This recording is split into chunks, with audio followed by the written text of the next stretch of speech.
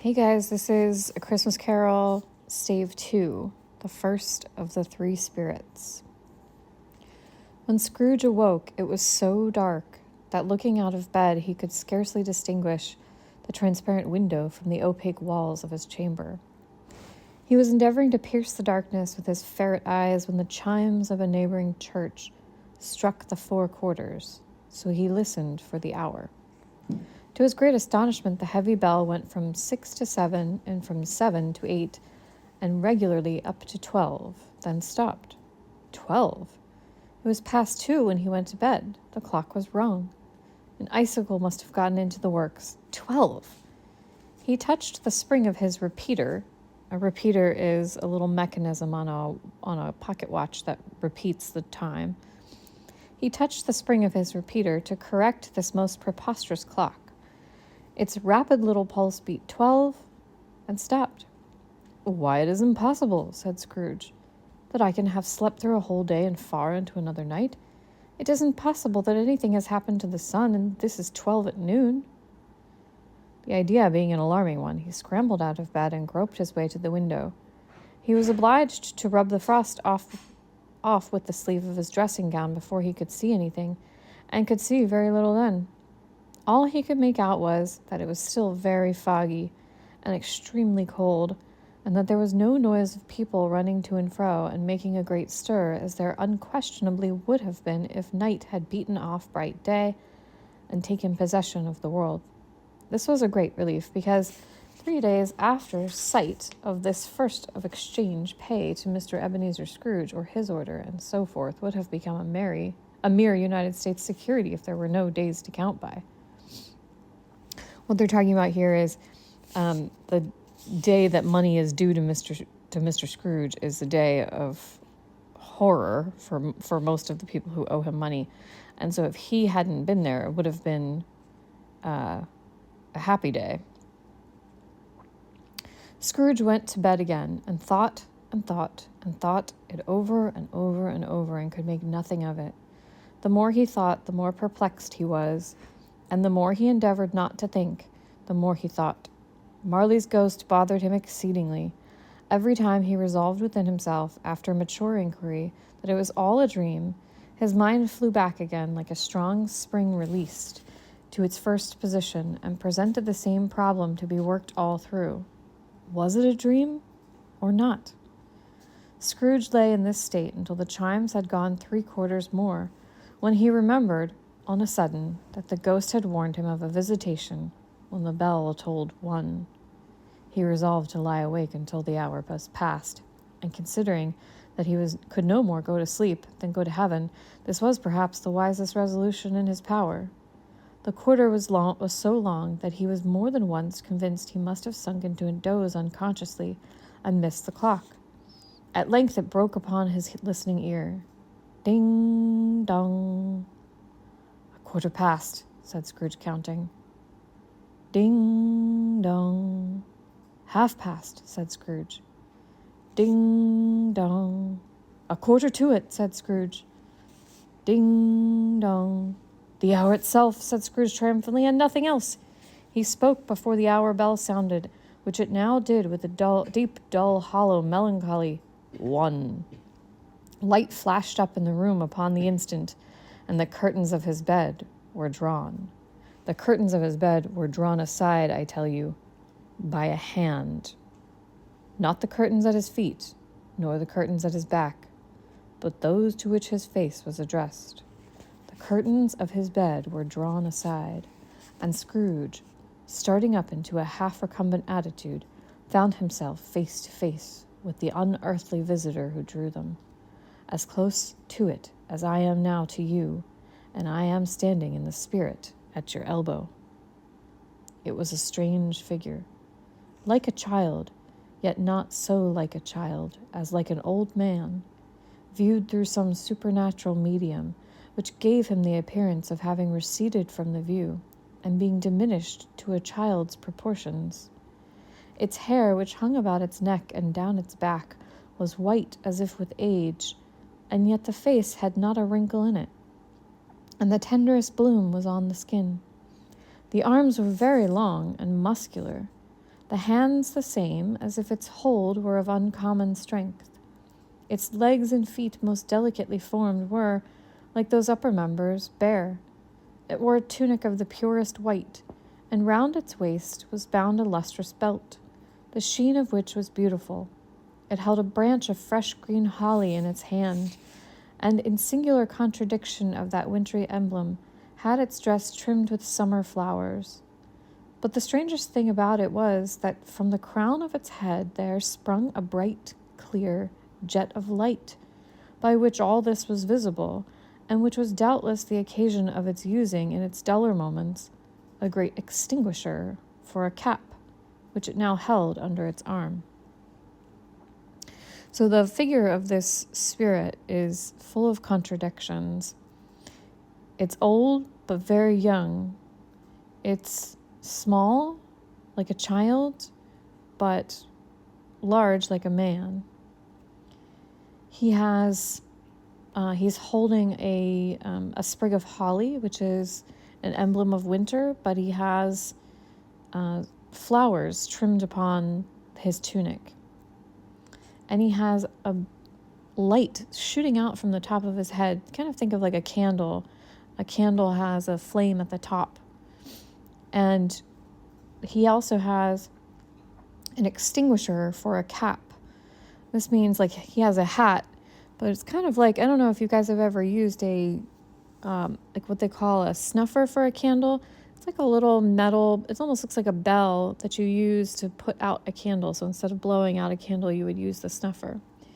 And so he's comparing that to the hat which he has. Even this, though, when Scrooge looked at it with increasing steadiness, was not its strangest quality.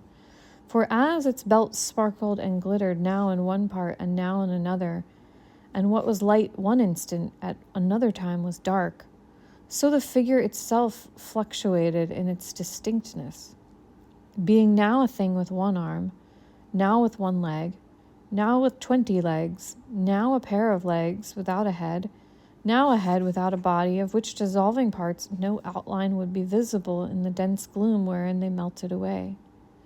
And in the very wonder of this, it would be itself again, distinct and clear as ever. So the spirit continues to change forms. "Are you the spirit, sir, whose coming was foretold to me?" asked Scrooge. "I am." The voice was soft and gentle, singularly low, as if instead of being so close beside him, it were at a distance. "Who and what are you?" Scrooge demanded. "I am the ghost of Christmas past." "Long past?" inquired Scrooge, observant of its dwarfish stature. "No, your past." Perhaps Scrooge could not have told anybody why if anybody could have asked him. But he had a special desire to see the spirit in his cap and begged him to be covered. "What?" exclaimed the ghost. "Would you so soon put out with worldly hands the light I give? Is it not enough that you are one of those whose passions made this cap, and forced me through whole trains of years to wear it low upon my brow?" Scrooge reverently disclaimed all intention to offend, or any knowledge of having wilfully bonneted the spirit at any period of his life. He then made bold to inquire what business brought him there. "Your welfare," said the ghost. So, as we get this image of this spirit and Scrooge's reaction to the ghost having a hat or a cap, and his strong desire to see the light coming out of his head gone, think about what that is symbolic of. You know, if you need to pause and kind of ponder, that's fine, but really kind of give some thought to what is it that's happening here? What is it supposed to symbolize? Scrooge expressed himself much obliged, but could not help thinking that a night of unbroken rest would have been more conducive to that end. The spirit must have heard him thinking, for it said immediately, "Your reclamation, then. Take heed." It put out its strong hand as it spoke and clasped him gently by the arm, Rise and walk with me." It would have been in vain for Scrooge to plead that the weather and the hour were not adapted to pedestrian purposes, that bed was warm, and the thermometer a long way below freezing, that he was clad but lightly in his slippers, dressing gown, and nightcap, and that he had a cold upon him at that hour. The grasp, though gentle as a woman's hand, was not to be resisted. He rose, but finding that the spirit made towards the window, clasped its robe in supplication. "I am a mortal," Scrooge remonstrated, "and liable to fall." "Bear but a touch of my hand, there," said the spirit, laying it upon his heart, "and you shall be upheld in more than this." As the words were spoken, they passed through the wall and stood upon an open country road with fields on either hand. The city had entirely vanished. Not a vestige of it was to be seen. The darkness and the mist had vanished with it, for it was a clear, cold winter day with snow upon the ground. "Good heaven!" said Scrooge, clasping his hands together as he looked about him. "I was bred in this place. I was a boy here." The spirit gazed upon him mildly. Its gentle touch, though it had been light and instantaneous, appeared still present to the old man's sense of feeling. He was conscious of 1,000 odors floating in the air, each one connected with 1,000 thoughts and hopes and joys and cares long, long forgotten. So Scrooge, the ghost has brought Scrooge back to his childhood home or childhood neighborhood, and he's being overwhelmed with visuals and smells and things of his past. "Your lip is trembling," said the ghost, "and what is that upon your cheek?" Scrooge muttered with an unusual catching in his voice that it was a pimple, and begged the ghost to lead him where it would. "It's not a pimple, it's a tear on his cheek." "You recollect the way?" inquired the spirit. "Remember it?" cried Scrooge with fervor. "I could walk it blindfold." "Strange to have forgotten it for so many years," observed the ghost. "Let us go on." They walked along the road, Scrooge recognizing every gate and post and tree, until a little market town appeared in the distance with its bridge, its church, and winding river. Some shaggy ponies now were seen trotting towards them with boys upon their backs, who called to other boys in country gigs and carts, driven by farmers. All these boys were in great spirits and shouted to each other until the broad fields were so full of merry music that the crisp air laughed to hear it. "These are but shadows of the things that have been," said the ghost. "They are not conscious of us." The jocund travelers came on, and as they came, Scrooge knew and named them every one. Why was he rejoiced beyond all bounds to see them? Why did his cold eye glisten and his heart leap up as they went past? Why was he filled with gladness when he heard them give each other Merry Christmas as they parted at crossroads and byways for their several homes? What was Merry Christmas to Scrooge? Out upon Merry Christmas! What good had it ever done to him? "The school is not quite deserted," said the ghost. "A solitary child, neglected by his friends, is left there still." Scrooge said he knew it, and he sobbed. So he knows that it's him as a child who was left at the school alone and neglected. They left the high road by a well-remembered lane and soon approached a mansion of dull red brick with a little weathercock-surmounted cupola on the roof and a bell hanging in it. It was a large house, but one of broken fortunes, for the spacious offices were little used, their walls were damp and mossy, their windows broken, and their gates decayed. Fowls, or chickens, clucked and strutted in the stables, and the coach houses and sheds were overrun with grass. Nor was it more retentive of its ancient state within, for entering the dreary hall and glancing through the open doors of many rooms, they found them poorly furnished, cold and vast. There was an earthy savor in the air, a chilly bareness in the place which associated itself somehow with too much getting up by candlelight and not too much to eat. They went, the ghost and Scrooge, across the hall to a door at the back of the house. It opened before them and disclosed a long, bare, melancholy room, made barer still by lines of plain deal forms and desks. At one of these, a lonely boy was reading near a feeble fire, And Scrooge sat down upon a form and wept to see his poor forgotten self, as he had used to be. Not a latent echo in the house, not a squeak and scuffle from the mice behind the paneling, not a drip from the half-thawed waterspout in the dull yard behind, not a sigh among the leafless boughs of one despondent poplar, not the idle swinging of an empty storehouse door, no, not a clicking in the fire, but fell upon the heart of Scrooge with a softening influence, and gave freer passage to his tears.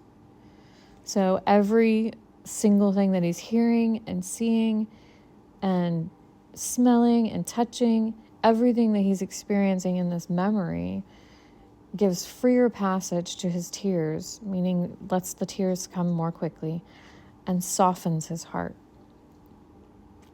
The Spirit touched him on the arm and pointed to his younger self, intent upon his reading.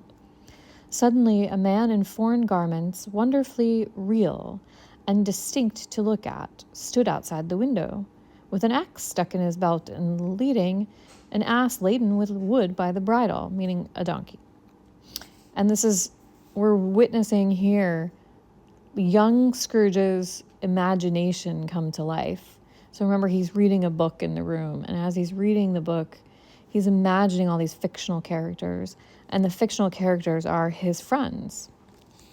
And we'll see references to Ali Baba, Robinson Crusoe. All of these are these fictional characters that he befriends in his extreme loneliness. "Why, it's Ali Baba," Scrooge exclaimed in ecstasy. "It's dear old, honest Ali Baba. Yes, yes, I know. One Christmas time when yonder solitary child was left here all alone, he did come for the first time, just like that. Poor boy. And Valentine," said Scrooge, "and his wild brother Orson. There they go. And what's his name, who was put down in his drawers asleep at the gate of Damascus? Don't you see him? And the Sultan's groom turned upside down by the genii. There he is upon his head. Serve him right. I'm glad of it. What business had he to be married to the princess?" So he's remembering all these fictional characters. To hear Scrooge expending all the earnestness of his nature on such subjects in a most extraordinary voice, between laughing and crying, and to see his heightened and excited face would have been a surprise to his business friends in the city indeed. "There's the parrot," cried Scrooge. "Green body and yellow tail with a thing like lettuce growing out of the top of his head. There he is. Poor Robinson Crusoe," he called him, when he came home again after sailing round the island. "Poor Robin Crusoe. Where have you been, Robinson Crusoe? The man thought he was dreaming, but he wasn't. It was the parrot, you know. There goes Friday, running for his life to the little creek. Halloa, hoop, halloo!" Then, with a rapidity of transition very foreign to his usual character, he said in pity of his former self, "Poor boy," and cried again. "I wish," Scrooge muttered, putting his hand in his pocket and looking about him after drying his eyes with his cuff. "But it's too late now." "What is the matter?" asked the Spirit. "Nothing," said Scrooge, "nothing.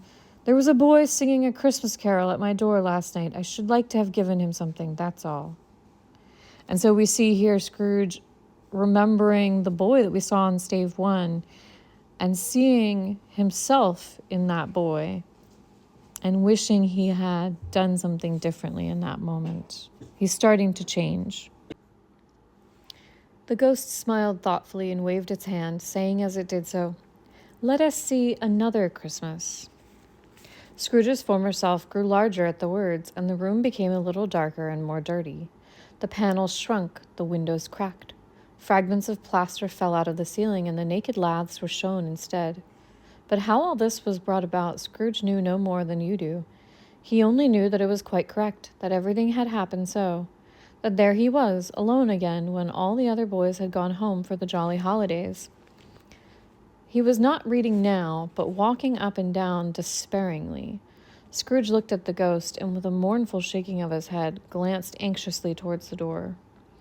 It opened, and a little girl, much younger than the boy, came darting in, and putting her arms about his neck, and often kissing him, addressed him as her dear, dear brother. "I have come to bring you home, dear brother," said the child, clapping her tiny hands and bending down to laugh. "To bring you home, home, home." Home, little Fan? Returned the boy. Yes, said the child, brimful of glee. Home for good and all, home for ever and ever. Father is so much kinder than he used to be that home's like heaven. He spoke so gently to me one dear night when I was going to bed that I was not afraid to ask him once more if you might come home, and he said, yes, you should, and sent me in a coach to bring you. And you're to be a man, said the child, opening her eyes, and are never to come back here. But first, we're to be together all the Christmas long and have the merriest time in all the world. You are quite a woman, little Fan, exclaimed the boy. She clapped her hands and laughed and tried to touch his head, but being too little, laughed again and stood on tiptoe to embrace him. Then she began to drag him in her childish eagerness toward the door, and he, nothing loth to go, accompanied her. So we get a little bit of a glimpse here at Scrooge's home life. We don't know why he's been sent away to what is essentially a boarding school when his other family members are at home. But we do get a sense that the father has gone through a period of time where he was quite cruel. But now things are fixed. We're not sure why. We don't really ever get an answer to that question, but we can infer. And then we're going to meet the schoolmaster here, and he's not very nice either. A terrible voice in the hall cried, "Bring down Master Scrooge's box there." And in the hall appeared the schoolmaster himself, who glared on Master Scrooge with a ferocious condescension and threw him into a dreadful state of mind by shaking hands with him. So it's interesting, the second that the schoolmaster shakes hands with Scrooge as a boy, he throws him into a dreadful state of mind. So this schoolmaster really has had quite a negative effect on him. He then conveyed him and his sister into the veriest old well of a shivering best parlor that ever was seen, where the maps upon the wall and the celestial and terrestrial globes in the windows were waxy with cold. Here he produced a decanter of curiously light wine and a block of curiously heavy cake, and administered installments of those dainties to the young people, at the same time sending out a meager servant to offer a glass of something to the post-boy, who answered that he thanked the gentleman, but if it was the same tap as he had tasted before, he had rather not. Master Scrooge's trunk being by this time tied on the top of the carriage, the children bade the schoolmaster goodbye right willingly, and getting into it, drove gaily down the garden sweep, the quick wheels dashing the hoarfrost and snow from off the dark leaves of the evergreens like spray. Always a delicate creature whom a breath might have withered, said the ghost, but she had a large heart. So she had, cried Scrooge. You're right. I'll not gainsay it, Spirit, God forbid. She died a woman, said the ghost, and had, as I think, children. One child, Scrooge returned. True, said the ghost. Your nephew. Scrooge seemed uneasy in his mind and answered briefly, yes. So we've actually met this nephew. So his sister Fanny, or young Scrooge calls her Fan as a nickname. We've met her son already in Stave 1. That was Fred, who showed up and invited him to Christmas dinner. And so he has very fond memories of his sister. So it's curious to see him dismiss Fred in Stave 1, and now he seems to be rethinking that here. Although they had but the moment left the school behind them, they were now in the busy thoroughfares of a city, where shadowy passengers passed and repassed, where shadowy carts and coaches battled for the way, and all the strife and tumult of a real city were. It was plain enough by the dressing of the shops that here, too, it was Christmas time again, but it was evening, and the streets were lighted up. The ghost stopped at a certain warehouse door and asked Scrooge if he knew it. Know it, said Scrooge. Was I apprenticed here? They went in, at sight of an old gentleman in a Welsh wig, sitting behind such a high desk that if he had been 2 inches taller, he must have knocked his head against the ceiling. Scrooge cried in great excitement, Why, it's old Fezziwig, bless his heart. It's Fezziwig alive again. Old Fezziwig laid down his pen and looked up at the clock, which pointed to the hour of 7. He rubbed his hands, adjusted his capacious waistcoat, laughed all over himself, from his shoes to his organ of benevolence, and called out in a comfortable, oily, rich, fat, jovial voice, You, ho there, Ebenezer, Dick! Scrooge's former self, now grown a young man, came briskly in, accompanied by his fellow apprentice. "Dick Wilkins, to be sure," said Scrooge to the ghost. "Bless me, yes, there he is. He was very much attached to me, was Dick. Poor Dick, dear, dear." "Yo-ho, my boys," said Fezziwig. "No more work tonight. Christmas Eve, Dick. Christmas, Ebenezer. Let's have the shutters up," cried old Fezziwig with a sharp clap of his hands, "before a man can say Jack Robinson." You wouldn't believe how those two fellows went at it. They charged into the street with the shutters. 1, 2, 3, had 'em up in their places. 4, 5, 6, barred 'em and pinned 'em. 7, 8, 9, and came back before you could have got to 12, panting like racehorses. "Hilly-ho!" cried old Fezziwig, skipping down from the high desk with wonderful agility. "Clear away, my lads, and let's have lots of room here. Hilly-ho, Dick! Chirrup, Ebenezer!" Clear away. There was nothing they wouldn't have cleared away or couldn't have cleared away with old Fezziwig looking on. It was done in a minute. Every movable was packed off, as if it were dismissed from public life forevermore. The floor was swept and watered. The lamps were trimmed, fuel was heaped upon the fire, and the warehouse was as snug and warm and dry and bright as a ballroom as you would desire to see upon a winter's night. In came a fiddler with a music book and went up to the lofty desk and made an orchestra of it, and tuned like 50 stomach aches. In came Mrs. Fezziwig, one vast substantial smile. In came the 3 Miss Fezziwigs, beaming and lovable. In came the 6 young followers whose hearts they broke. In came all the young men and women employed in the business. In came the housemaid with her cousin, the baker. In came the cook with her brother's particular friend, the milkman. In came the boy from over the way, who was suspected of not having board enough from his master, trying to hide himself behind the girl from next door, but one who was proved to have had her ears pulled by the mistress. In they all came, one after another, some shyly, some boldly, some gracefully, some awkwardly, some pushing, some pulling. In they all came anyhow and everyhow. Away they all went, 20 couple at once, hands half round and back again the other way, down the middle and up again, round and round in various stages of affectionate grouping. Old top couple always turning up in the wrong place, new top couple starting off again. As soon as they got there, all top couples at last, and not a bottom one to help them. So here, this is describing, they're dancing. And so in the Victorian era, everyone knows different kinds of dances. So when they say the top couple, it's like the couple that starts the dance, and then each couple follows and moves along. So they're dancing. Fezziwig is throwing a Christmas Eve party.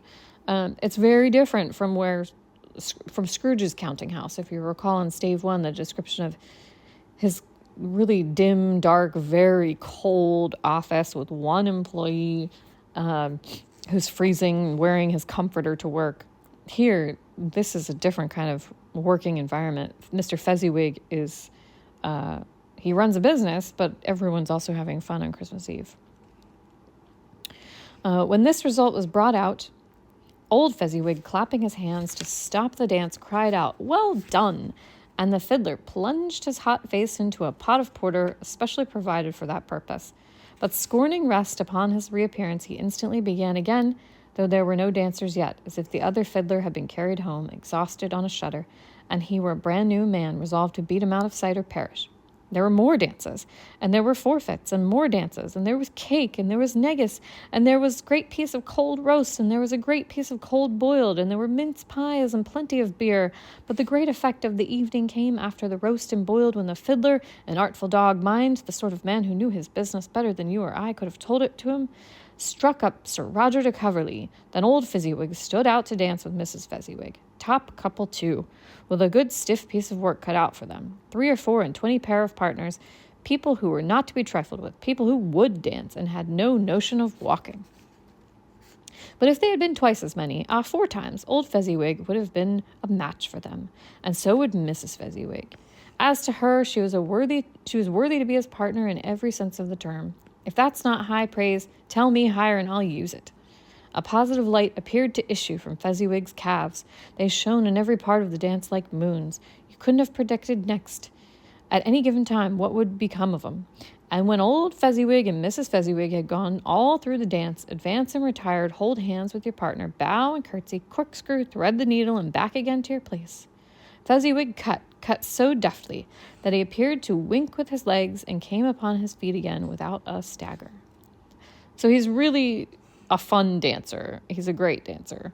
And to cut means to dance. I don't know if you've ever heard the phrase, we use it today, cut a rug. It means to dance.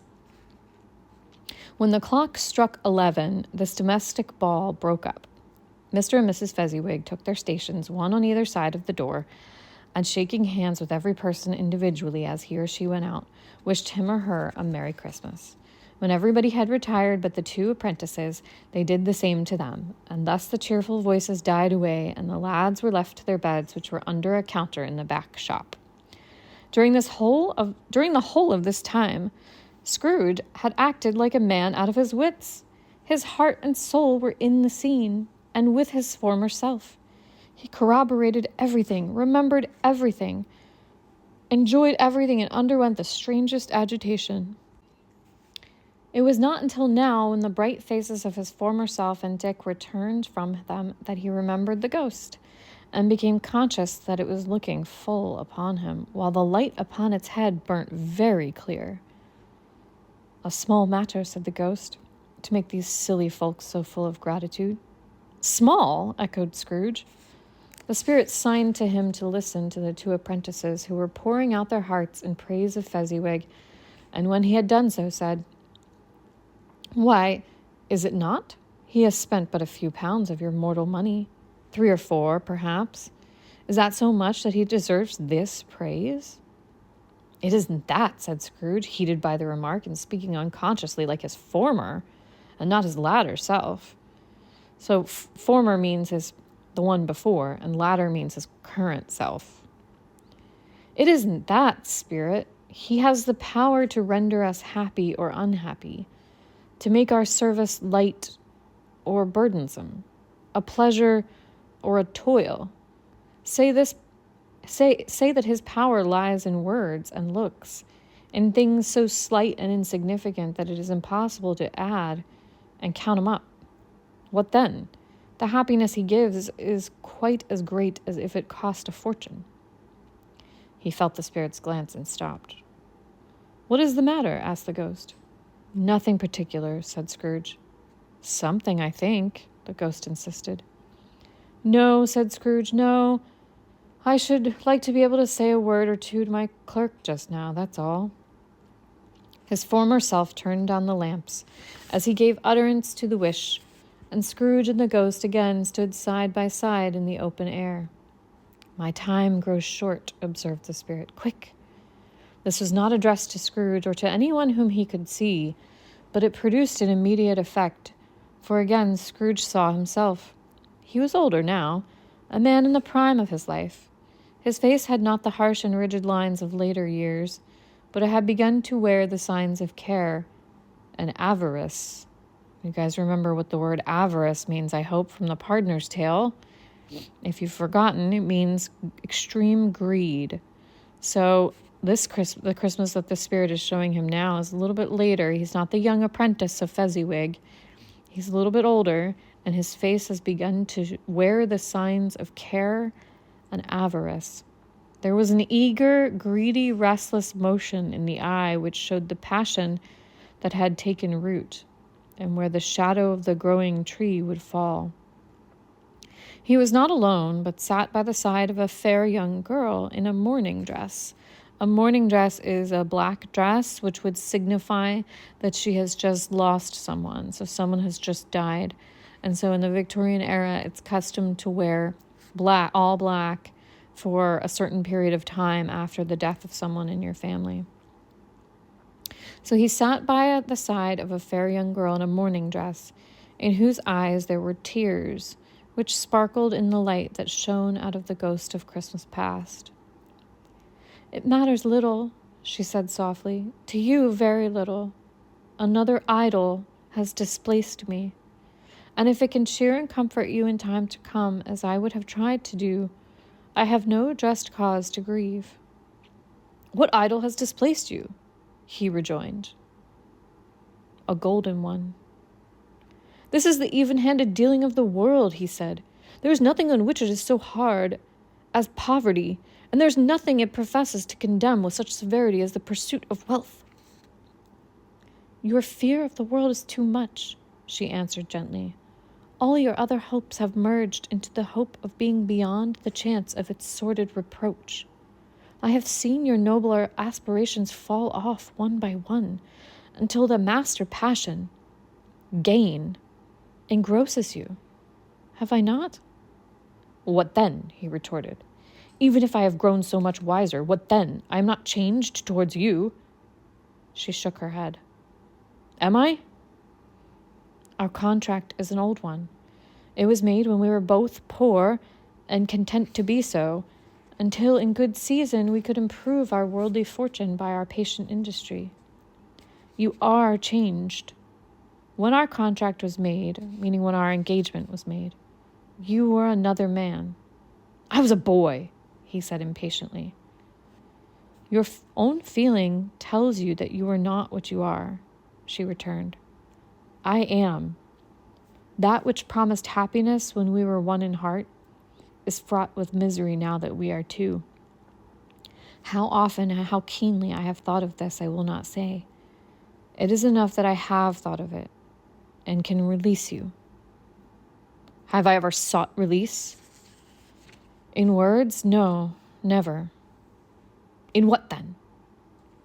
In a changed nature, in an altered spirit, in another atmosphere of life, another hope as its great end, in everything that made my love of any worth or value in your sight. If this had never been between us, said the girl, looking mildly but with steadiness upon him, tell me, would you seek me out and try to win me now? Ah, no. So we're witnessing here on this Christmas of Scrooge's past, his fiancée, that's the contract that she's talking about. His fiancée is releasing him from that contract. In other words, breaking up with him. And she says that he has replaced her with a golden idol, meaning money. He cares more about money than he does about love or family. And she recognizes that and is releasing him from that contract. He seemed to yield to the justice of this supposition in spite of himself. But he said with a struggle, You think not? I would gladly think otherwise if I could, she answered. Heaven knows. When I have learned a truth like this, I know how strong and irresistible it must be. But if you were free today, tomorrow, yesterday, can even I believe that you would choose a dowerless girl? Dowerless means without any money. You who, in your very confidence with her, weigh everything by gain or by money. Or choosing her, if for a moment you were false enough to your one guiding principle to do so, do I not know that your repentance and regret would surely follow? I do, and I release you, with a full heart, for the love of him you once were. He was about to speak, but with her head turned from him, she resumed. You may, the memory of what is past makes me hope you will, have pain in this, a very, very brief time, and you will dismiss the recollection of it gladly as an unprofitable dream from which it happened well that you awoke. May you be happy in the life you have chosen. She left him, and they parted. Spirit, said Scrooge, show me no more. Conduct me home. Why do you delight to torture me? One shadow more, exclaimed the ghost. No more, cried Scrooge. No more. I don't wish to see it. Show me no more. But the relentless ghost pinioned him in both his arms and forced him to observe what happened next. They were in another scene and a place, a room not very large or handsome, but full of comfort. Near to the winter fire sat a beautiful young girl, so like the last that Scrooge believed it was the same until he saw her, now a comely matron, sitting opposite her daughter. So we're seeing his fiancée now, but in a different place, and not with Scrooge. The noise in this room was perfectly tumultuous, for there were more children there than Scrooge in his agitated state of mind could count. And unlike the celebrated herd in the poem, they were not 40 children conducting themselves like one, but every child was conducting itself like 40. The consequences were uproarious beyond belief, but no one seemed to care. On the contrary, the mother and daughter laughed heartily and enjoyed it very much, and the latter, soon beginning to mingle in the sports, got pillaged by the young brigands most ruthlessly. What would I not have given to be one of them? Though I never could have been so rude. No. I wouldn't, for the wealth of all the world, have crushed that braided hair and torn it down, and for the precious little shoe I wouldn't have plucked it off. God bless my soul to save my life. As to measuring her waist in sport as they did, bold young brood, I couldn't have done it. I should have expected my arm to have grown round it for a punishment and never come straight again. And yet I should have dearly liked, I own, to have touched her lips, to have questioned her, that she might have opened them, to have looked upon the lashes of her downcast eyes and never raised a blush, to have let loose waves of hair, an inch of which would be a keepsake beyond price. In short, I should have liked, I do confess, to have the lightest license of a child, and yet been a man to know its value. But now a knocking at the door was heard, and such a rush immediately ensued that she, with laughing face and plundered dress, was borne towards the center of a flushed and boisterous group just in time to greet the father, who came home attended by a man laden with Christmas toys and presents. Then the shouting and the struggling and the onslaught that was made on the defenseless porter, the scaling him with chairs for ladders, to dive into his pockets, to spoil him of brown paper parcels, hold on tight by his cravat, hug him around the neck, pummel his back, and kick his legs in irrepressible affection. The shouts of wonder and delight with which the development of every package was received. The terrible announcement that the baby had been taken in the act of putting a doll's frying pan into his mouth and was more than suspected of having swallowed a fictitious turkey glued on a wooden platter. The immense relief of finding this a false alarm. The joy and gratitude and ecstasy, they are all indescribable alike. It is enough that by degrees the children and their emotions got out of the parlor, and by one stair at a time up to the top of the house, where they went to bed, and so subsided. So now his ex-fiancée has a very large family that is full of spirit, and when the father comes home, they basically just rush him and cover him with affection, and it's a very happy scene. And now Scrooge looked on more attentively than ever when the master of the house, having his daughter leaning fondly on him, sat down with her and her mother at his own fireside, and when he thought that such another creature, quite as graceful and as full of promise, might have called him father, and been a springtime in the haggard winter of his life, his sight grew very dim indeed. All right, so he's thinking, it could have been me with those children. It could have been me with that beautiful daughter by my knee, and in my old age, looking at my children, I would have felt the spirit of youth again. And that's very true. Parents feel that way about their own children. They get to live their childhood again. They get to be young again when you have children. So it's a wonderful revelation that he's having here. Belle, said the husband, turning to his wife with a smile, I saw an old friend of yours this afternoon. Who was it? Guess. How can I? Tut, I don't know, she added in the same breath, laughing as he laughed. Mr. Scrooge? Mr. Scrooge it was. I passed his office window, and as it was not shut up, and he had a candle inside, I could scarcely help seeing him. His partner lies upon the point of death, I hear, and there he sat, alone, quite alone in the world, I do believe. Spirit, said Scrooge in a broken voice, remove me from this place. I told you these were shadows of the things that have been, said the ghost. That they are what they are. Do not blame me. Remove me, Scrooge exclaimed. I cannot bear it. He turned upon the ghost, and seeing that it looked upon him with a face in which in some strange way there were fragments of all the faces it had shown him, wrestled with it. Leave me! Take me back! Haunt me no longer! In the struggle, if that can be called a struggle, in which the ghost, with no visible resistance on its own part, was undisturbed by any effort of its adversary, Scrooge observed that its light was burning high and bright, and dimly connecting that with its influence over him, he seized the extinguisher cap and by a sudden action pressed down upon its head. The spirit dropped beneath it so that the extinguisher covered its whole form. But though Scrooge pressed it down with all his force, he could not hide the light which streamed from under it in an unbroken flood upon the ground. He was conscious of being exhausted and overcome by an irresistible drowsiness, and further, of being in his own bedroom. He gave the cap a parting squeeze in which his hand relaxed, and barely time to reel to bed before he sank into a heavy sleep. And that ends Stave 2. And again, I'll return to that question now that we've read the whole of Stave 2. Think about, what is that extinguisher cap? What is the light coming from the spirit of Christmas past? It has an effect on Scrooge, and he tries to put it out. What is that symbolic of? Think about that. as you, before you move on to stave 3.